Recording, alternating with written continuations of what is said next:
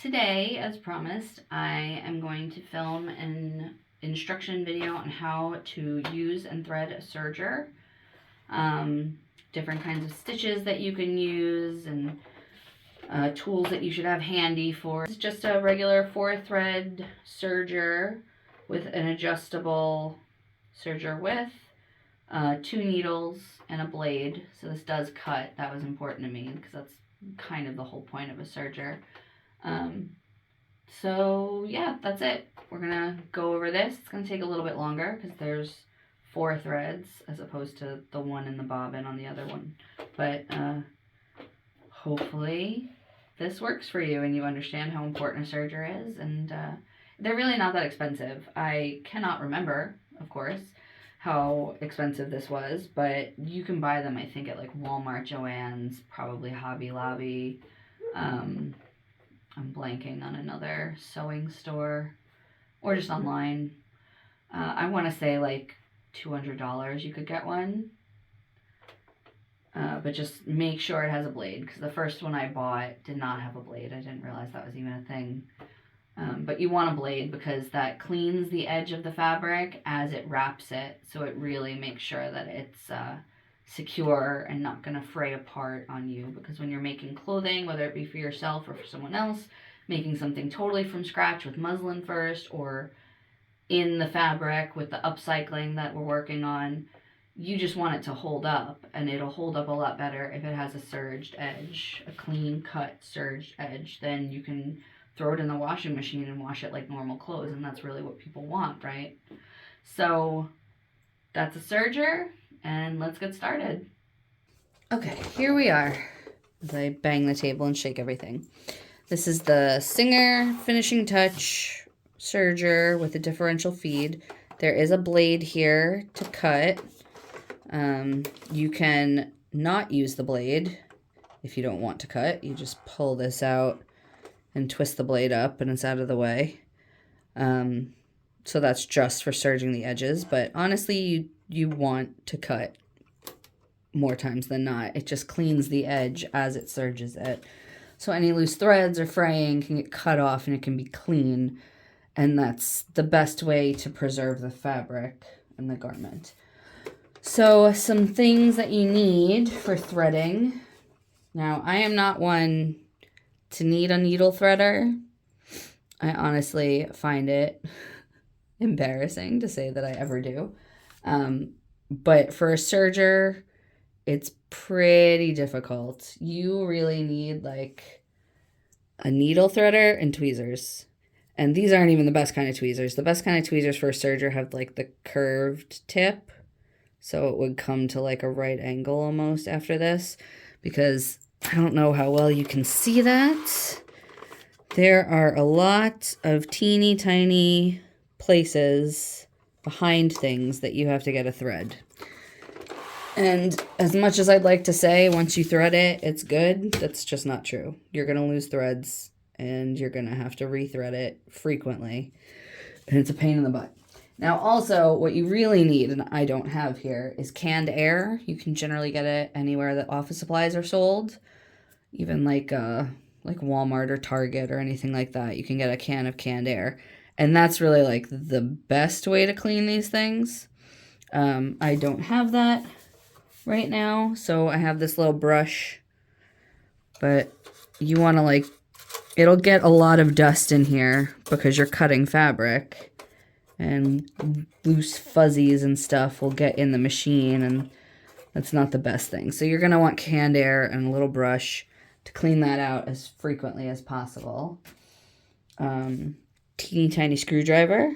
See that? It's a flathead, and it's very, very small, because when you have to change a needle, there's 2 needles right here. I don't know if you can see those teeny tiny screws, but they are minuscule, and you need like the smallest flathead screwdriver you can find. Don't get me started on flatheads. I don't understand why they exist. They're like the hardest thing.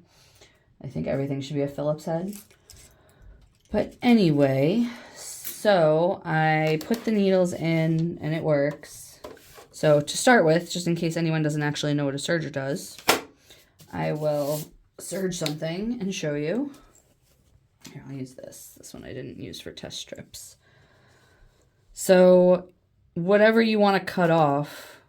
So generally, when you're first making something, you put a good amount of seam allowance, like an inch or two, and then you sew it and you fit it. And if it's good, you don't need all that seam allowance anymore, and you shouldn't have it. It'll make it bulky. It'll make like weird dents in the clothing.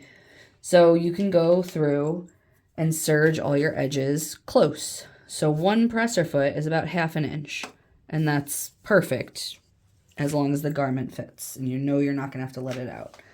So just for the sake of showing you what a serger does, it's like 2-inch tail.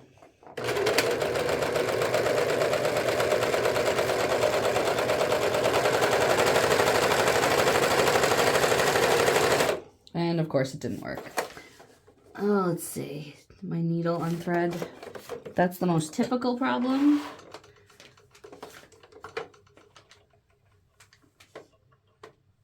It looks like one of my threads ripped.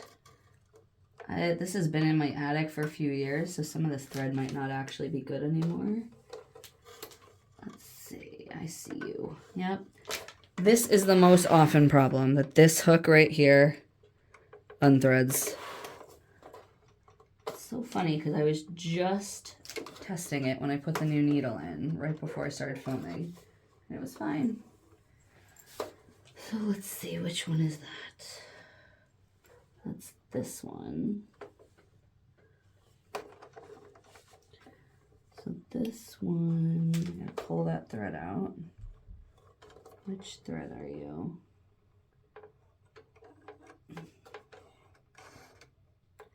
This thread, okay. So you have to kind of get the blade out of the way. Get this out of the way.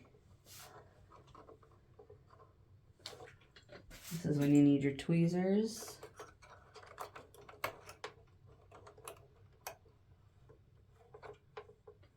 Now on the back of that hook, there's no possible way I could show this to you, but there's like an opening. It's like a slit.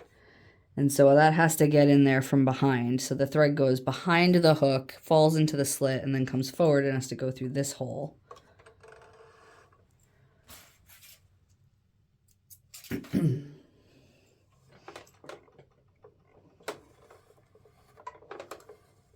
Got it. Now, typically, you always want to rethread the needles, but looking, it doesn't look like anything is tangled up. So we will try. Wait, this is not right. That's this. Okay. That fell out of its hook. Okay. I think we might be good now. What helps with the threading is most of them come with this chart and it's color coded. And then it's color coded up here. So you know the first needle is blue, the second needle is green, and then the hook pieces underneath are red and yellow, and it shows you their path down here. You typically want to have the needles threaded last, but you know, I checked and nothing seems hooked on, so oh wait, let me put my blade back down. All right. Let's see if it works now.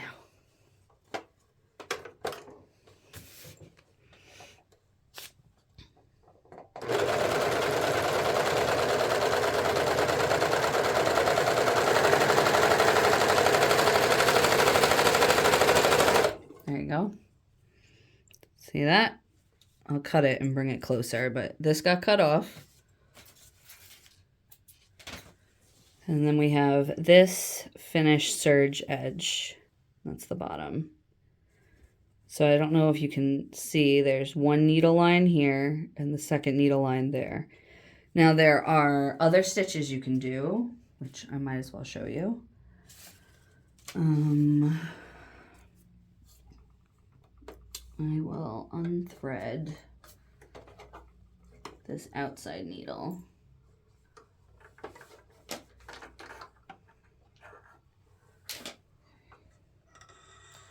I'm going to take that out. Just hang it up there so it doesn't get in the way. And there's this little lever right here that adjusts the stitch width. So we're going to get rid of that. And we'll make them closer together. The stitches. And we'll do that right here.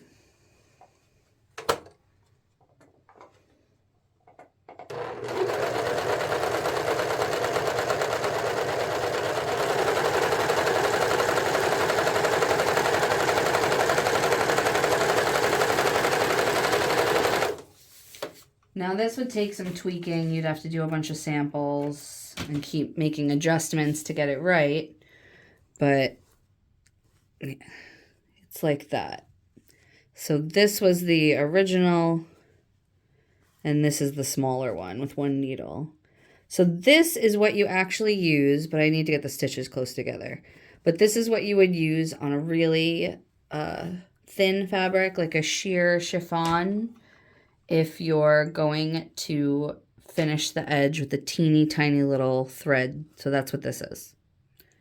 You would just, like I said, make the stitches closer together so it's more like an embroidered looking edge. But that's how you do that. You do it with a serger. It's just about getting the adjustments right. All right, so let's put that needle back in. I suppose you probably want to see how to thread this thing all together.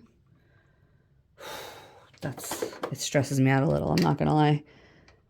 You do not want to F with sergers. But, all right, let's do it. I'll unthread the whole thing.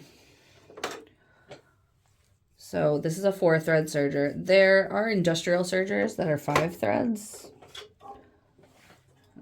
That's a bit intense, in my opinion. This is gonna be like, I guess it doesn't matter if I rip the thread, get them out somehow. There we go.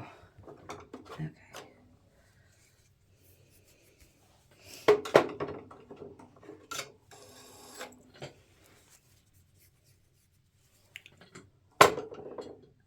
And this one. The tension is something you also have to work on. My tension might be a little off in one of them. That's why it was looping a bit. This can go down if you're using smaller spools, or go up super high for giant spools. Sometimes people want to make a color combination, so they might double up in one of these of 2 different color threads. Most of the time it's just about right there, just a couple inches above. So let me try to clean this out now that it's empty really quick. Get all those threads. You would not believe how like crazy dirty these things get after you do a ton of serging. Use that canned air and just blows everywhere. I feel like I can taste it right now from the last time I used it. It's pretty gross. All right, get in all the nooks and crannies. Because that stuff, once it gets really full, it will start to get sucked up into your serged edge as you serge. And that's, you don't want that. Because then you're not going to have a clean edge like you're going for. You're going to have a sloppy edge. All right. Now we'll start with the outside. So you want to hook that through there. And then there's a little loop back here, like a little, it was on the regular sewing machine as well. But you hook things the other way. On the other side, it was the left hand had the tail. This one, the right hand has the tail. So you hook that back there. Then you pull it through the tension. Make sure it goes into the tension. Push it behind this hook here. Keep pulling. And now find all your little yellow dots and follow your path. So it gets hooked here. Then it gets hooked here. Then here. Then there. You might need to move this around. And then it goes through that. You loop it around and push it back until it gets in that little notch that I told you about before. Then you thread it.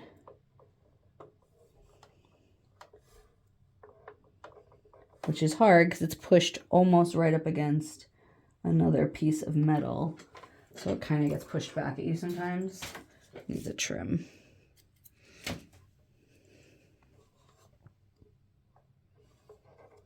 There we go. Okay. So I got that one.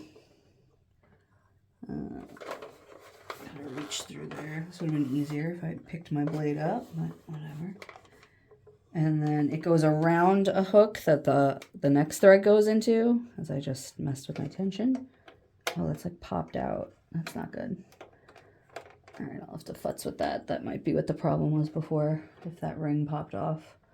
And then you want to get it under the presser foot so that it goes this way off your thing. All right, next one. Now we're going to do the red. Again, loop it through there. Hold the tail in your right hand. Hook it under the red hook. Through the tension. Yes, that feels loose. Behind that hook. And then you follow all of your red little dots. So there's a hook there. A hook there. Let's see. So it's those two and then this one. And then, all right. So then there's a hook right here. So you might need to back up your wheel a little bit to be able to access that. How's the end? Good. And then you just stick that one through that hole. Got it. Sometimes the tweezers are just helpful for grabbing it through here. Okay. So that's good. So those are the hardest ones. The other ones are just the needle ones. Hook it through there. Hook it through green. Tension. Hook. Hook up here for the green one. And this is the A needle. So it goes through the little loop just like the sewing machine had right above the needle. I know I keep bumping the camera, I'm sorry. Then you thread that.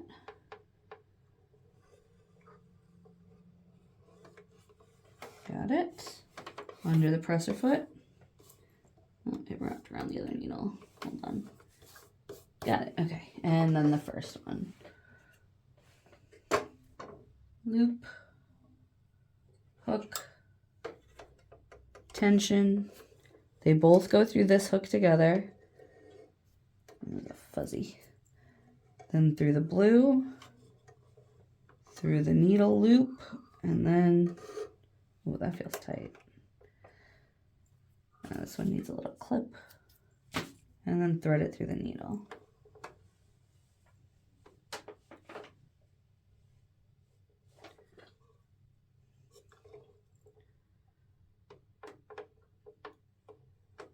It does not want to go in. There's like a fuzz.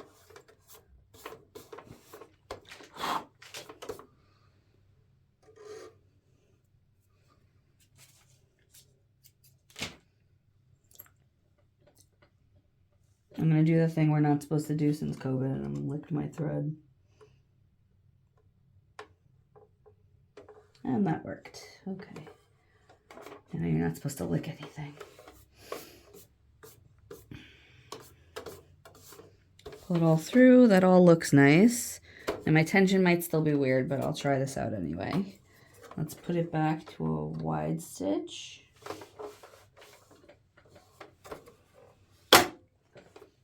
And let's see if it's good.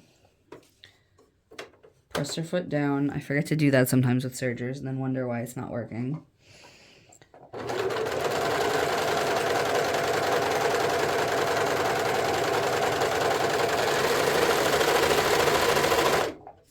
And we're good.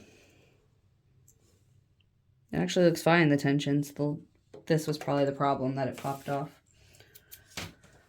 So you see, nice serged edge. Now you really want to do that with everything that you make. You want to serge the edges of everything. You don't want raw seam allowance in anything, because one wash, depending on the fabric, and the garment is ruined, you know? And you also don't really want to be making anything that you can't put in the washing machine, because that's just a pain in the butt. No one wants to deal with that. All right, so let me see if there's anything else on here. Oh, I was going to show you this. So this can come out. And there's like a cubby. That's if you're ever like at a sewing shop or wherever, if you get a job doing this, most of them have this, and that's usually where you would find like the tweezers, the needle threader, extra needles for that machine, the screwdriver. I don't think it does fit, but I'm not going to keep it here. The brush and like the little screwdriver would all be in here. And that's also if you're going to serge something small like a sleeve cuff or a pant hem. So that would all be in there. Most sewing machines have something like that. I just messed this up and I took it out. And we'll go back in. All right. Oh, this. Yeah, this hook broke. Oh, good. That's fun. There we go. Good as new. Who cares? That piece obviously wasn't very important.